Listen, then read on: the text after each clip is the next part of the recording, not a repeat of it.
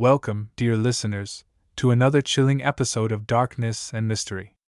Tonight, we embark on a journey through the misty shores and moonlit sands of the most haunted beaches in the United States.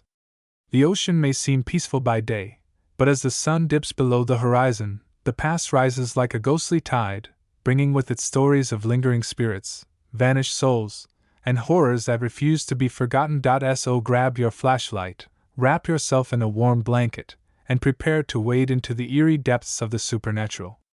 But beware, once you step onto these cursed shores, there's no telling what might follow you home. The Phantom Lady of Kaupoa Beach. Kaupoa Beach was a place of forgotten beauty.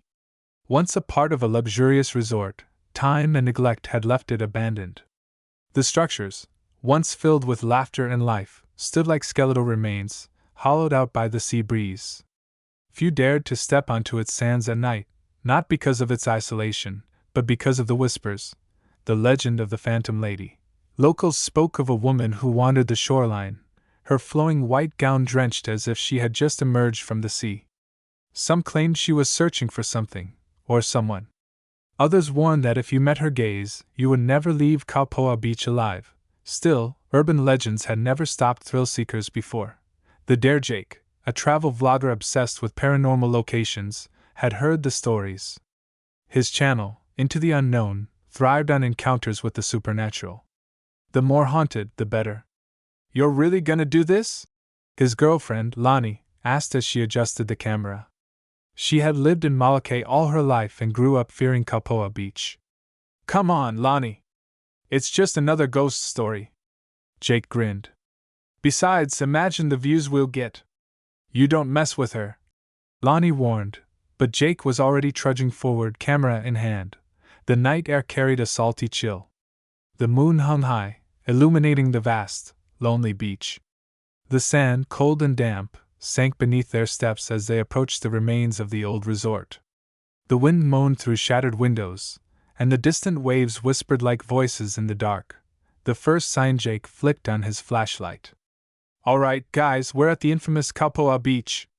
This place is abandoned, eerie as hell, and rumored to be haunted by the Phantom Lady."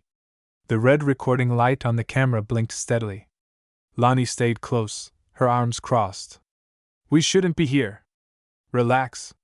Then it happened. A cold breeze rushed past them, sending a violent shiver down their spines. The palm trees rustled as if something unseen had moved through them.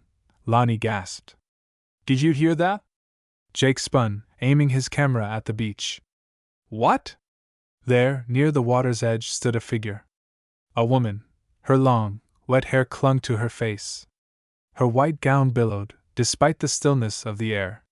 Though the wind roared through the trees, the sand around her remained undisturbed. Lonnie grabbed Jake's arm. "We need to go." Jake hesitated. This was it, proof. He aimed the camera at her. "Excuse me. Do you need help?" The woman lifted her head. Her face was pale, her eyes hollow. Then she smiled, wide, too wide, stretching unnaturally across her face. The wind stopped. The waves silenced. The world held its breath. Then she moved.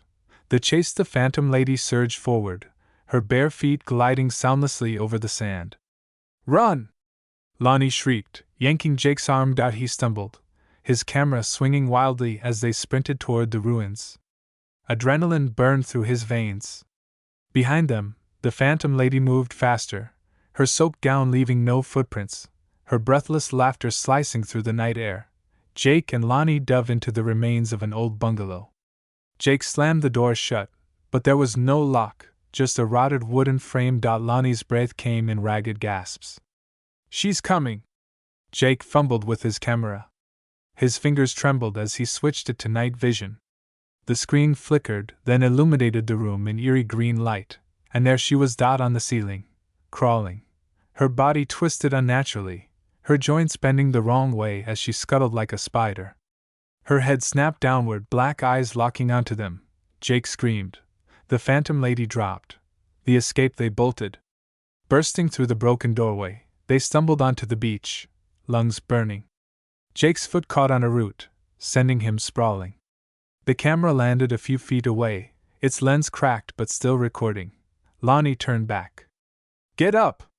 The phantom lady loomed over Jake, her hands inches from his face. Her fingers elongated, stretching toward him. Her lips parted, revealing rows of jagged teeth. Then she spoke. He never came back. Jake's mind reeled. What? Her face twisted with anguish, the monstrous grin collapsing into something sorrowful. He never came back. For a split second, the horror melted away, replaced by an overwhelming sadness. Then, Lonnie grabbed Jake's arm, yanking him up. Go! They ran, feet pounding against the sand. The phantom lady didn't follow. She remained, her hollow eyes fixed on the horizon. By the time they reached the car, they were shaking, drenched in cold sweat. Jake fumbled with the keys, finally getting the engine to roar to life. They sped away, leaving Kapua Beach behind.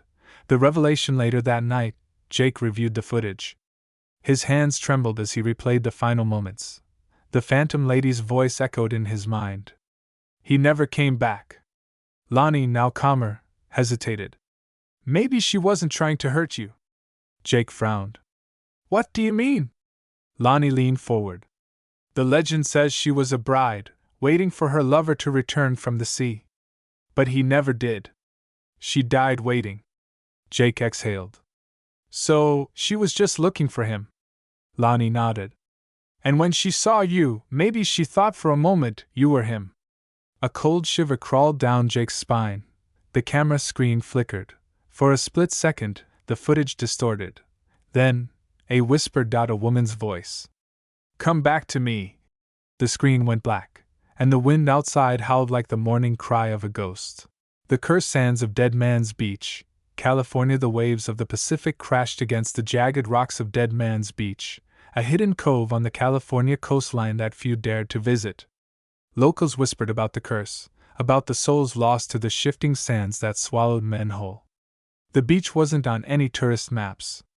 It was only spoken about in hushed tones, and those who ventured there often didn't return. For Daniel Hayes, an amateur filmmaker with a passion for the supernatural, the stories were nothing more than exaggerated folklore. He had made a career out of debunking urban legends, and this place was next on his list. He and his small crew, his girlfriend Lisa, his best friend Kyle, and sound technician Erica, arrived at Dead Man's Beach just before sunset, eager to capture what they expected to be another disappointing legend. The first thing they noticed was how eerily silent it was. No seagulls cawed overhead. No wind whispered through the dunes. It was as if the beach itself was holding its breath. A rusted sign, nearly obscured by ivy, read, "Keep out, danger ahead." Lisa shivered. Maybe there's a reason nobody comes here, she muttered. Daniel laughed. That's what makes it perfect. Come on, let's set up. As darkness crept over the horizon, they began filming. The sand felt strange beneath their feet, softer than any other beach they had visited. It seemed to shift unnaturally, as if alive. Kyle kicked at the ground and frowned. Feels wrong, he said. Ignoring his unease, Daniel pressed forward. All right, let's get the intro shot. We'll talk about the legend, then do some nighttime exploration. The legend, as the locals told it, spoke of a Spanish galleon wrecked just offshore in the 1700s. The survivors, desperate and starving, turned on one another, resorting to cannibalism before succumbing to the elements. Their spirits, they said, cursed the sands, hungering for more souls to drag into the abyss. Lisa and Erica exchanged wary glances. Let's just get this over with, Lisa said. They filmed their introduction, then moved along the shore. The tide had receded, revealing an expanse of damp sand leading to an outcropping of black rocks. As Kyle swept his flashlight across the landscape, something glinted beneath the surface. Whoa! He muttered, kneeling down. He dug into the wet sand and unearthed a rusted Spanish coin. Holy shit! Daniel whispered. This could be actual proof of the wreck. Kyle grinned. Maybe we'll get rich. A sudden gust of wind howled through the cove, the first sound they had heard all night. The sand around them shifted, as if something beneath was waking up. Lisa's voice wavered. I don't like this, Daniel. Before anyone could respond, Kyle let out a strangled scream. He was sinking. The sand beneath him churned like a living thing, dragging him down inch by inch. He clawed at the ground, eyes wide with terror. "Help me!" he shrieked. Daniel and Erica lunged forward, grabbing his arms. Lisa pulled at his jacket. The sand resisted, sucking him downward like quicksand, an unseen force yanking him below. "It's pulling him in!" Erica cried. With a final, desperate effort, they managed to yank Kyle free. He collapsed onto the damp shore, panting. His shoes were gone, swallowed whole by the cursed sands. His legs were covered in scratches, deep gouges that looked less like abrasions and more like claw marks. "We're leaving," Lisa said firmly. Daniel hesitated. "We need more footage. Are you insane?" Erica snapped. "That thing nearly took Kyle." A low, guttural whisper echoed around them, the voice of something ancient and starving. The sand stirred again, rippling toward them. Shadows twisted in the moonlight, forming grotesque shapes with hollow eyes and gaping mouths. They ran. Kyle, barely able to stand, leaned on Erica as they stumbled toward the rocky path leading to their car. The sand writhed behind them, the whisper growing louder, like a chorus of the damned. Fingers, pale, skeletal, emerged from the ground, grasping at their feet. Lisa screamed as one of the hands seized her ankle. Daniel turned, grabbed a piece of driftwood, and smashed it down on the skeletal grip. The bone crumbled, and Lisa yanked free, scrambling away. As they reached the path, the tide surged in, crashing against the shore with unnatural fury. The skeletal hands withdrew, retreating beneath the surface of the cursed sands. The whisper faded, replaced once more by eerie silence. Gasping for breath, they reached their car. No one spoke as Daniel sped away from Dead Man's Beach, leaving the cursed shore behind. They never spoke of that night again. The footage they had captured was corrupted, filled with static and eerie distortions. The only clear frame was of the sand shifting, a glimpse of a grinning skull half buried beneath the surface. Dead Man's Beach had claimed many before them, and it would wait patiently for more. The cursed sands were always hungry. The lost souls of Folly Beach. The waves crashed against the shore of Folly Beach, their rhythm steady, hypnotic, yet tonight, something about them felt off. The salty air was thick with a strange stillness, as if the ocean itself was holding its breath. Grace and her three friends, Nick, Sam, and Olivia, had driven down from Charleston for a late-night bonfire. They had heard the ghost stories about Folly Beach, tales of shipwrecked sailors and wandering spirits, but they laughed them off. "Come on, guys, it's just old folklore," Olivia scoffed as she threw another piece of driftwood onto the fire. "Every beach town has its ghost stories." Nick, always the skeptic, smirked. "Exactly. Just stories to keep kids from sneaking out at night." But Grace wasn't so sure. She had spent summers here as a child, and she had heard things, whispers on the wind, strange shadows flickering just out of sight. As if summoned by her thoughts, a sudden gust of wind blew through the dunes, making the flames flicker violently. The temperature dropped, and Sam shivered. "Damn, that was weird," he muttered, rubbing his arms. Grace turned toward the water, where the moonlight shimmered on the waves. For a brief moment, she swore she saw figures standing in the surf, dark silhouettes, unmoving. But when she blinked, they were gone.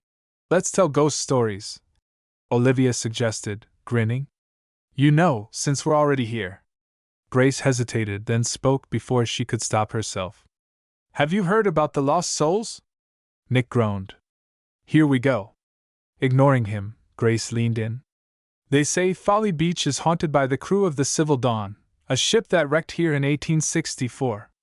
It was a Confederate blockade runner, trying to evade the Union Navy, but a sudden storm sent it crashing into the rocks. Most of the sailors drowned, but the ones who made it to shore, well, they didn't find safety." Olivia's smile faded. "What do you mean?" Grace's voice dropped to a whisper. "The townspeople back then weren't kind to strangers. Some say the surviving sailors were accused of being spies, and they were executed right on this beach. Hang from the twisted old oaks by the dunes, left there as a warning." A hush fell over the group. The fire crackled, sending embers into the dark sky. "They say," Grace continued, "that if you come here at night, you can still hear their screams on the wind." And sometimes, if you listen closely, you can hear their chains dragging through the sand. Nick rolled his eyes.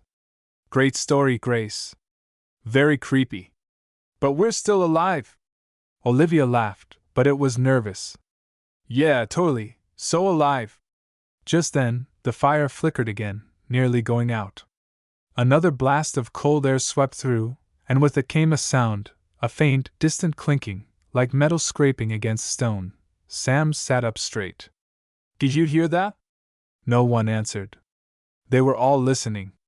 The wind whistled through the dunes, but beneath it, barely audible, was something else. A moan, low, guttural, agonized. Olivia clutched Grace's arm.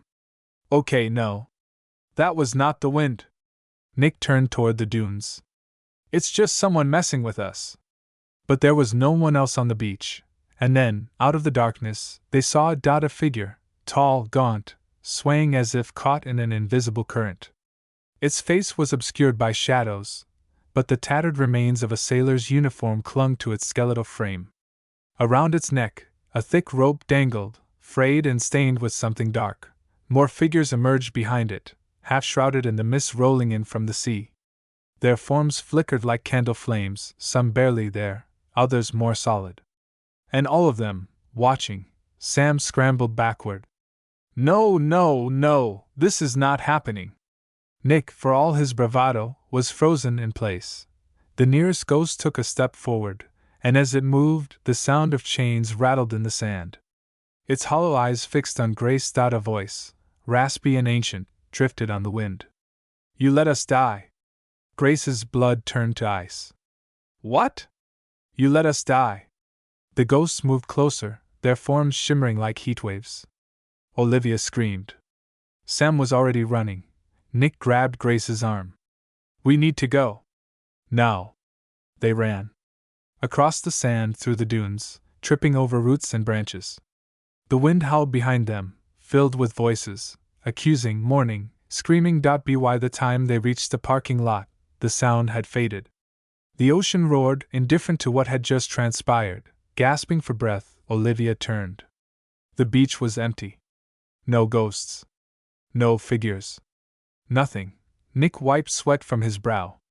That didn't happen. That was just. Sam interrupted him. If you say the wind, I swear to God. Grace stared back at the dark shoreline. The fire they had left behind was out, snuffed by an unseen force. But there, in the sand, leading from the dunes to where they had sat, were footprints. Deep. Heavy. And not their own, she whispered, more to herself than anyone else. They were real. From the distance, just before they piled into the car, they heard it again. That awful, rusted, choking sound of chains, and the wind whispered, ever so softly. You let us die. That's the legend of the lost souls of Folly Beach. Some say if you visit on a stormy night, you might see them yourself.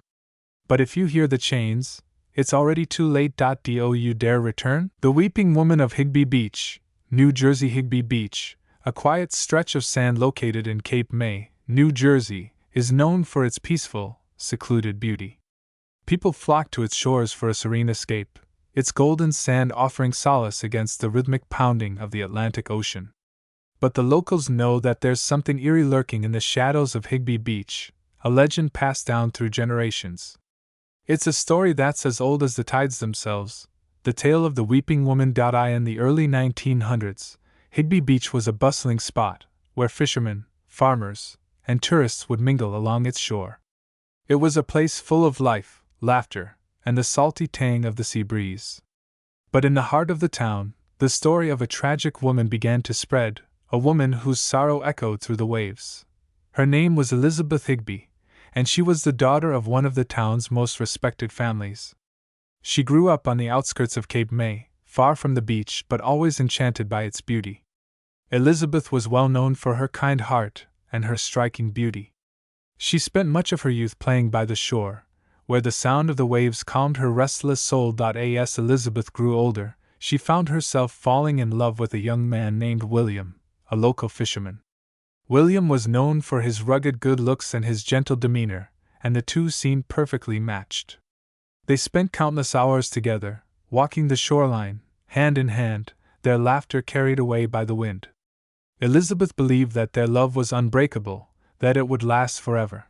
But fate has a way of shattering the most perfect of dreams. One fateful night, while William was out at sea, a powerful storm rolled in, fierce and unrelenting. The winds howled, and the waves crashed violently against the shore. Elizabeth, unable to stay home, rushed to the beach, her heart racing with fear. She stood at the edge of the water, staring out into the storm, hoping for a sign that William was safe. Hours passed, but the storm only grew stronger, and Elizabeth grew frantic. She called out to him, her voice swallowed by the howling winds. She ran along the beach, searching desperately for any sign of his boat, but there was nothing. The storm raged on, and the night seemed endless. When the storm finally passed, the sun rose to reveal a tragic sight. William's boat had been found washed up on the shore, battered and broken. But there was no sign of William. The sea had taken him, and with him, Elizabeth's joy and her peace. Her heart shattered that day, and her grief was overwhelming. She wandered the beach in a daze, calling his name, but the ocean remained silent. As the days turned to weeks, Elizabeth's sorrow deepened. She refused to leave the beach, convinced that if she stayed long enough, William would return to her. She stood by the water's edge, staring out into the vast expanse of the ocean, her eyes hollow with despair. She cried out, her voice breaking with anguish, but still, there was no answer. One evening, as the sky turned a deep crimson, Elizabeth was seen walking into the ocean, her eyes wide with emptiness. She waded deeper and deeper, the waves crashing against her, until she was swallowed by the sea. Some say she disappeared without a trace, while others believe she drowned in her sorrow, her spirit forever lost to the depths of the ocean. And so, the legend of the Weeping Woman was born. To this day, locals speak of Elizabeth's ghostly presence along the shores of Waikiki Beach. They say that on stormy nights, when the wind howls and the waves crash violently against the sand, you can hear her cries, low, mournful sobs carried on the wind. Those brave enough to walk the beach after dark claim to see her figure standing at the water's edge, her long hair flowing in the wind, her face hidden in her hands as she weeps for the love she lost. Some say her ghost is harmless, a sorrowful spirit trapped in time, forever longing for the man she loved. But others speak of more sinister encounters. Some who have ventured too close to the water claim to feel a cold, icy hand brush against their skin, as if Elizabeth herself is reaching out, desperate to pull them into the depths where her grief resides. There have been reports of strange occurrences on Waikiki Beach, unexplained shadows, whispers in the wind, and the sudden drop in temperature that chills the bones. And sometimes, late at night, those who wander too far from the shore find themselves disoriented, as if they've wandered into another time. It's said that Elizabeth's spirit is always near, her sorrow a heavy presence in the air, guiding those who venture too close to the water into a place where the living and the dead meet. Visitors come from near and far, hoping to catch a glimpse of the Weeping Woman. Some come to pay respects, leaving flowers at the water's edge in remembrance of Elizabeth's lost love. Others come out of curiosity, hoping to experience the eerie phenomenon for themselves. Few, however, return unchanged. There's something about the beach, something about the sorrow that lingers in the air, that leaves an imprint on those who seek it out. And though the years have passed and the seasons have changed, the legend of the Weeping Woman endures. As long as the waves crash on Waikiki Beach and the winds howl through the dunes, her sorrow will never fade. It's a part of the landscape now, as much a part of Cape May as the ocean itself. So, if you find yourself on Waikiki Beach on a stormy night, remember the tale of Elizabeth Higby, the Weeping Woman, and listen closely. You might just hear the faint sound of a woman's cries carried by the wind, lost in the sorrow of a love that time could not erase. And if you do, don't wander too far into the water.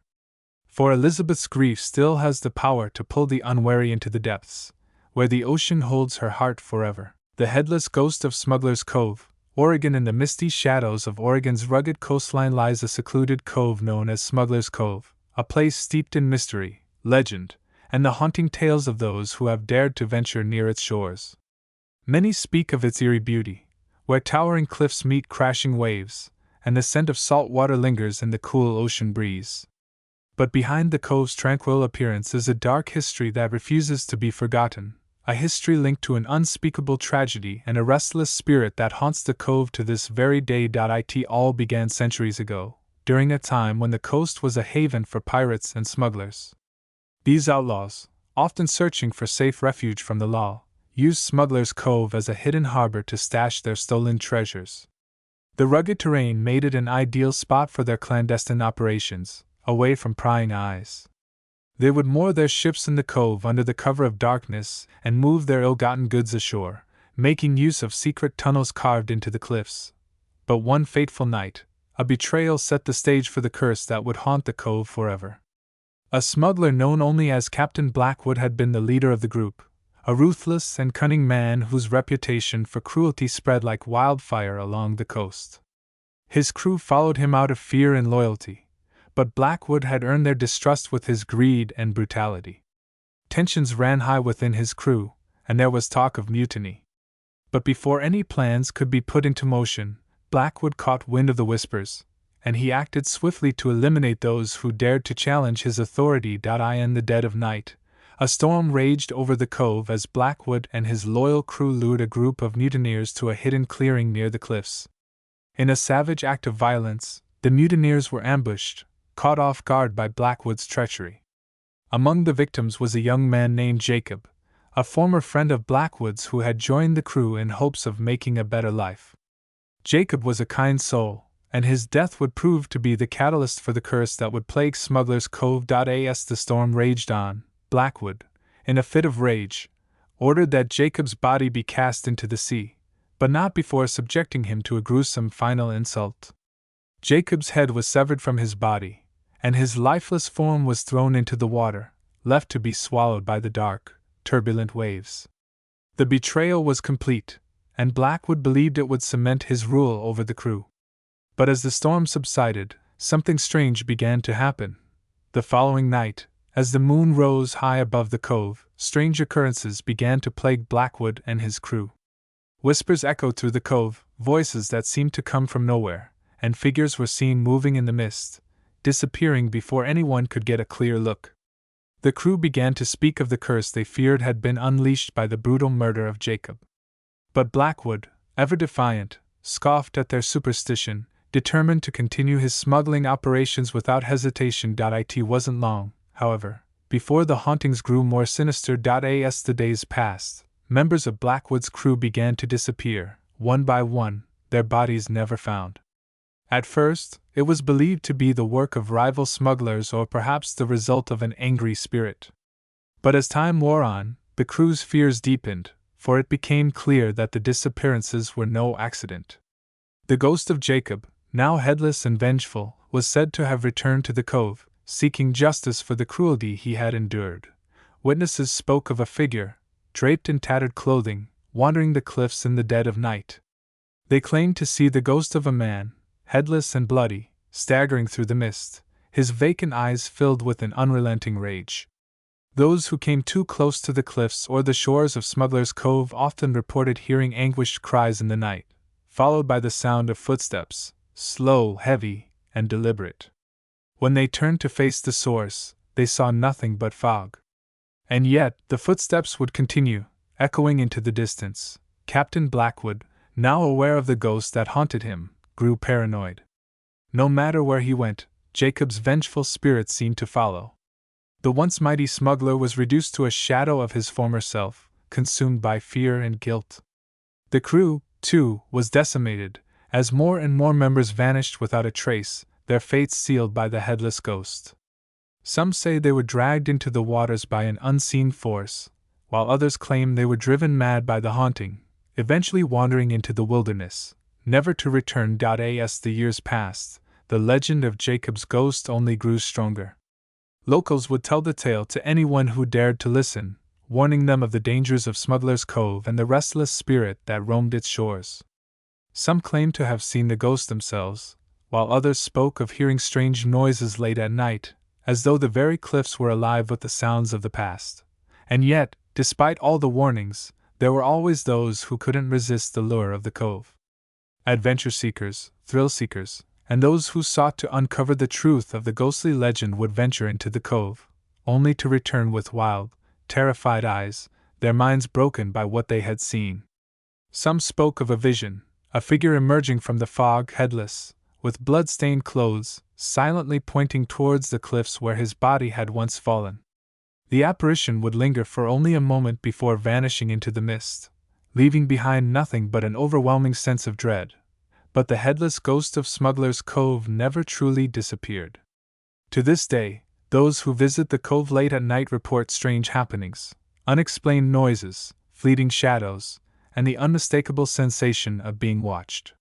Some believe that the curse of Jacob's death can never be undone, that the restless spirit will forever roam the cliffs, seeking vengeance on those who dare to trespass. Others claim that Jacob's ghost is not just vengeful but also lost, endlessly searching for the head that was taken from him so cruelly all those years ago. For now, Smuggler's Cove remains a place of fear and fascination.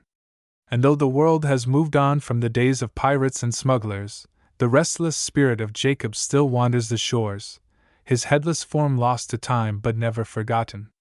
If you ever find yourself near the cove at night, take heed. The headless ghost of Smuggler's Cove may still be watching, waiting, for the next soul to cross his path. And if you listen closely, you might just hear his footsteps in the mist, getting closer, and closer still. And so, dear listener, our journey through the haunted shores of America comes to an end, for now. But be warned, these spirits are never truly at rest. Perhaps one day, when you walk along a deserted beach, you'll hear the whisper of a ghostly voice, or catch a glimpse of a shadow moving just beyond the tide. If you've enjoyed this dive into the supernatural, don't forget to like, subscribe, and share. And if you dare, tell us, have you ever felt something watching you by the water's edge? Let us know in the comments below. Until next time, stay curious, stay cautious, and remember, some tides never turn back.